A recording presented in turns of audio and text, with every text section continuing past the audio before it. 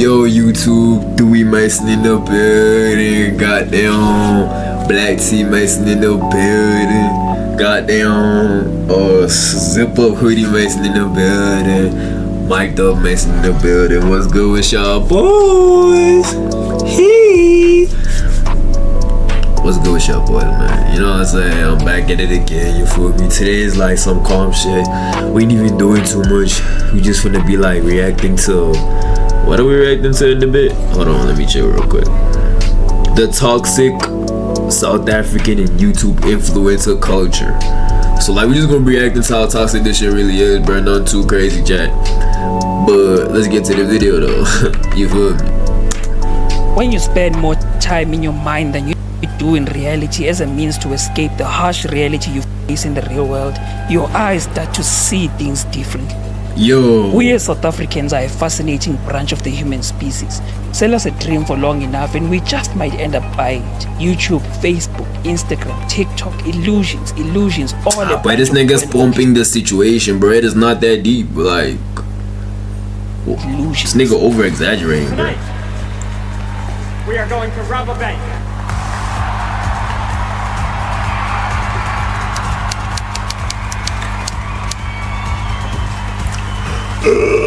You're not a famous musician, you're not a famous YouTuber, you're not living as a millionaire, and you're not living that dream life. You have to wake up every day tired and fatigued, but still you have to go to school, you have to go to that job, that manager you despise. Your phone is your escape. Okay, I don't have a job. Social media is your escape from this cruel reality. Your brain finds joy and adrenaline in seeing someone else living the life you always dreamt. Not really. Boy, for the match. You boy for the mansion, baby. Ghost Luby can look at you in the eye like this and lie to you, dog, and then say it's a prank. Hey, this nigga Ghost Luby, bro. And like, I used to believe that shit back in the day.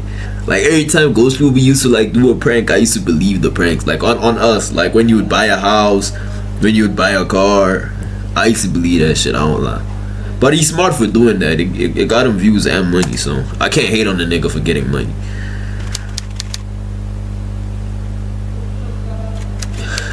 Meaning of illusion.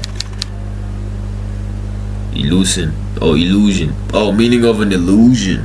An illusion is a distortion of the senses which can reveal how the mind normally organizes and interprets sensory stimulation. Although illusions distort the human perception of reality, they are generally shared by most people. Illusions may occur with any of the human senses, but visual illusions are the best known and understood illusions. The emphasis on visual illusions occurs because vision often dominates the other senses. Like, bro, we all know this. Some extremely smart South African YouTubers like Ghost Luby publishing videos like this, for example, my new car or a car for my girlfriend. He does not state whether he used only YouTube earnings to make this purchase because he didn't even need to. Facts. He painted an illusion that being an African YouTuber averaging over 100,000 views means you can afford to buy that car. Your mind had already been programmed to equate fame or publicity to riches, but that's not even close to the truth. Actually, it's far from the truth. This is for you as the youth to realize we all have to grind and be creative. Facts. Ad revenue sharing on YouTube does not work the way most of you seem to believe. He clearly cannot afford that car from his channel's ad revenue alone. Emphasis on alone. Based on Google metrics for payments, factor in the region, his niche, the age and gender of the audience that is normally watching his content, then you will start to realize you are seeing a perfectly orchestrated illusion meant to gather as many views as possible. I mean, like, him trying to get more views is him trying to get more money. So, in the end of the day, is he really losing? To begin with, advertisers first look at the niche and the main region majority of your viewers are based. Here in Africa, unless you are in the finance and business niche, advertisers will not pay the kind of money they pay for placement on videos from European and American-based creators. Well, it's not fair. People who watch those business and finance videos are most likely to click on an ad than those who watch the vlogs that you guys love to make these days. Just take a look at the money people like Graham Stephan make on YouTube because he's in the business and finance niche. Having an audience from majority of European nations or the United States make you a lot more appealing to the advertisers. The gap is so huge compared to having a South African-based audience or an African-based audience in general. The key reason for this is because the development rate of nations across the world varies and we are still a developing nation. South Africa hasn't developed to a point where majority of the citizens can afford things at a higher price like European nations. Take Switzerland. Facts, but we got niggas struggling out here, bro.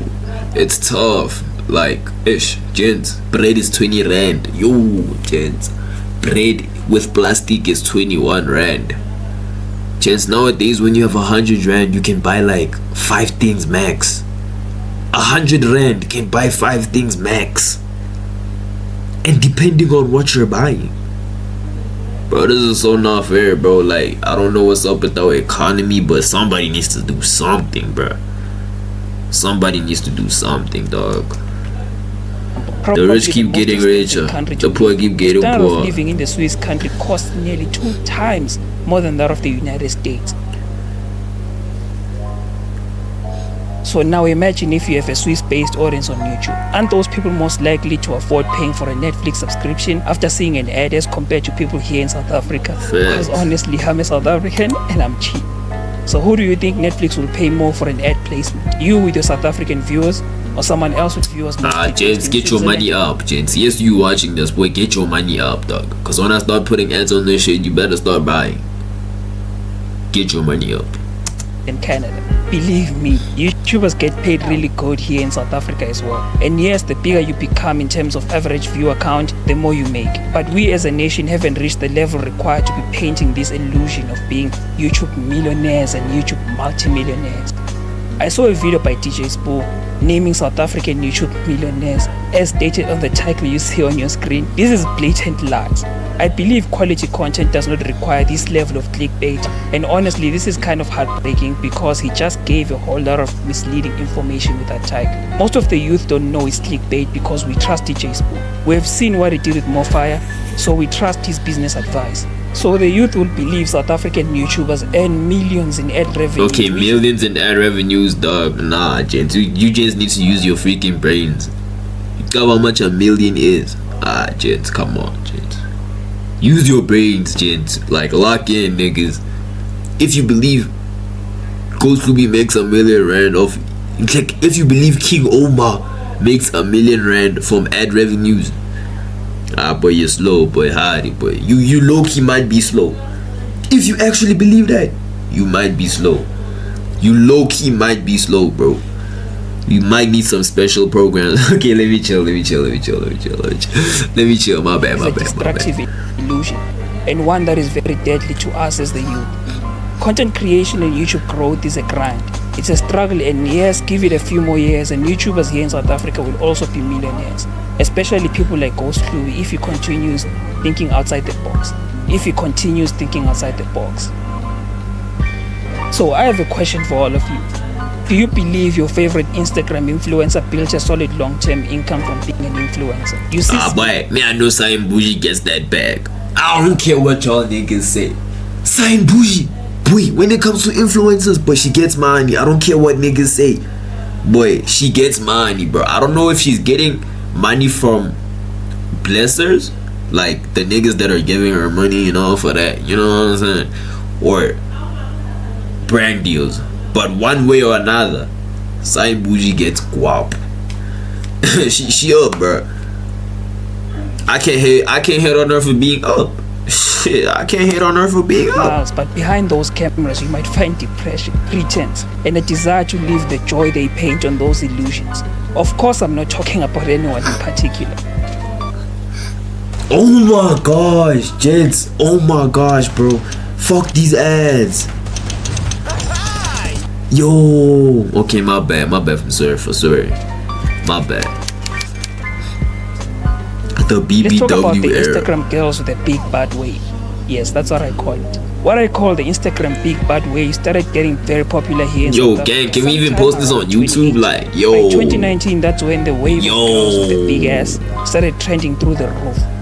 It's still so bad here in South Africa, so much so that the Instagram algorithm makes it nearly impossible to grow from 0 followers unless you have a big butt or a very beautiful face. For the first year, the Instagram big butt revolution really took us by storm. We were literally liking every picture with ads. Hey, this nigga saying we. This nigga saying we like we were liking all the pictures. Baba. Hey buddy, it's just you, gang. We're not gooners. We don't goon this side, but we don't try and drop this side, but This nigga sounding like he was holding it every day like this. Relax, dog. We don't goon. Relax.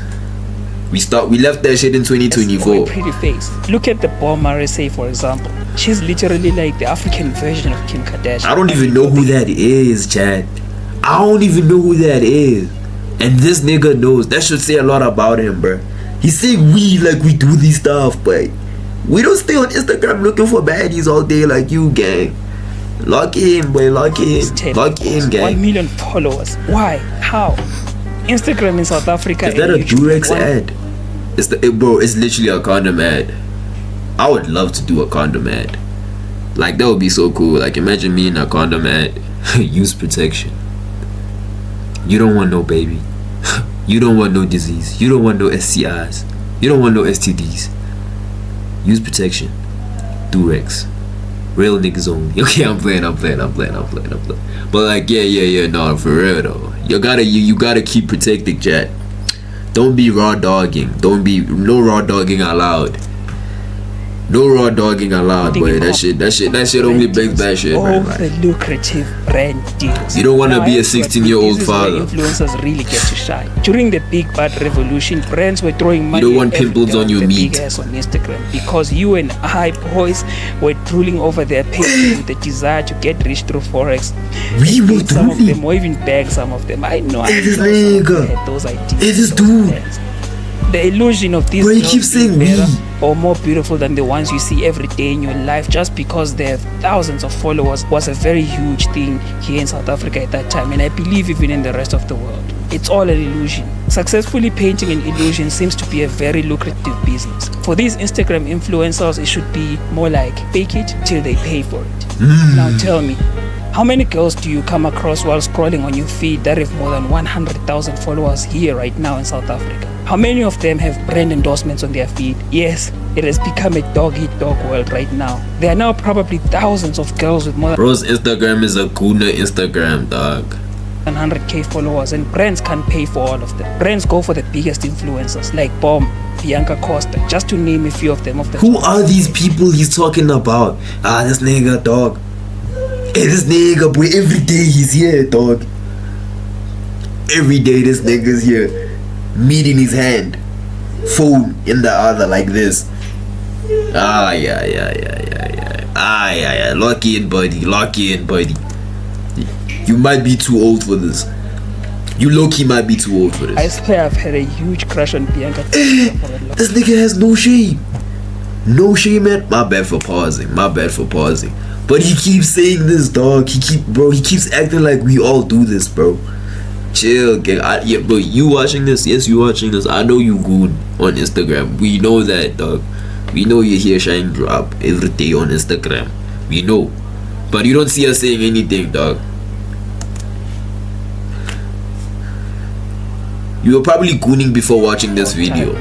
That's all I'm gonna say. Why has the Instagram algorithm favored these girls for so long? There is actually a valid reason. Biased, yes, but it's actually valid. The goal for every social media platform is to keep you active on their app for as long as possible. This is why they have algorithms meant to study patterns in your behavior, and why there are rumors of some applications spying on users to steal data and information. Have you noticed on Instagram, if you spend some time watching football content, the next time you reload your feed, it starts showing you a lot more football content, but it shows you the content with a lot of likes because it understands the most viral posts from the topic you have been exploring are more likely to hook your attention and keep you on the platform. Well, here is where the Instagram algorithm became a little bit dark here in South Africa. A while ago on Instagram, if you spend days watching Christian-based stuff or posts by athletes, for example, it would keep suggesting posts by Christian-based creators or posts by athletes.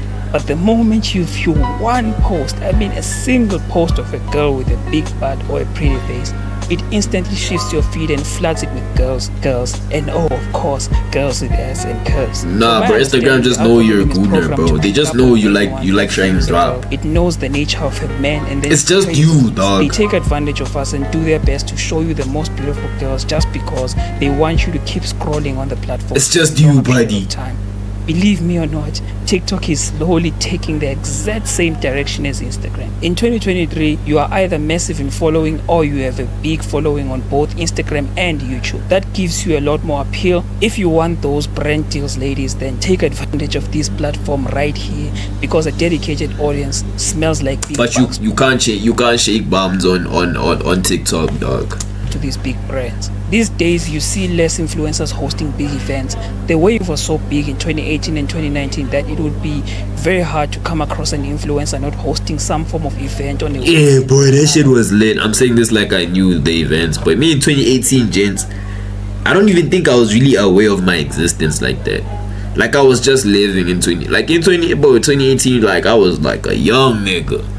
You feel me, chat? But nah, gang. We need something like that. Influencers don't host anymore. TikTok also started paying creators. Yes, the payment on TikTok was way less than the money YouTube pays vloggers. Now we are hearing platforms like TikTok and Facebook want to stop paying creators because short form content doesn't attract advertisers. Advertisers are still more attracted to long form content because viewers are dedicated and focused when watching long form videos on YouTube. TikTok has a secret payment system that not many people actually know about. When you are a big creator, there will come a time when big record labels... Yo, bro, stop showing us this, dog. You're gonna get us banned. So believe me when I say the top of the TikTok influencers pyramid will be eating really good, because such deals with record labels can be very lucrative. Take YouTubers like No Life Shake and DJ Ghost, for example. They always show evidence of major record labels contacting them to react to new songs or new artists in order to generate hype behind those songs. Heck, look at the Kardashians, for example. That clan used content creation to spearhead their beauty and fashion empire. Where would the Kardashians be without their Instagram followers? They literally earned billions off their hold on Instagram. Now look at the hype they generate every time they post something on Instagram. Kylie Jenner literally gave massive traction to Travis Scott when he released his Astroworld album. Yo, this nigga's a liar. Yo, kids. Nah. Somebody come get this nigga. Whose nigga is this? Yo, this nigga's a liar. Bro, this nigga just said that Kylie Jenner is the reason why Travis Scott blew up. That's basically what he said. Nigga, do you know who Travis Scott is? Do you know what he was doing before he even met Kylie Jenner, bro? Boy, get your facts straight, boy. Don't nyata Travis, boy. Don't nyata Travis Scott. If Kylie Jenner, if he didn't date Kylie Jenner, he would still be where he's at today. Yo, this nigga's a liar, dog. He's saying that Astroworld would have not blown up if it wasn't for Kylie Jenner. He was already famous before Astroworld. Bro, I'll slap a nigga, I swear, bro. I swear. This nigga's a liar, bro. Travis went from being a platinum selling artist to hitting 3 times platinum with that album and getting a Grammy nomination on top of that. People will not admit it, but we all know Kylie Jenner's social media support is what gave Travis that massive boost. His channel Ronaldo. Yeah, no, this nigga might be slow, Chad. Yeah, no cap, this nigga might be just slow, massive bro. walking cloud machine. This man can post a picture right now on Instagram and casually get... But I don't even wanna watch this video anymore, Joe. Chat. This nigga disappointing me, Chad. Is this nigga like right in the head? Like, is he okay? Like, he... You know what, guys? I don't even want to say anything. Subscribe, comment down the video, tell me what more videos y'all want me to react to. Love y'all, boys.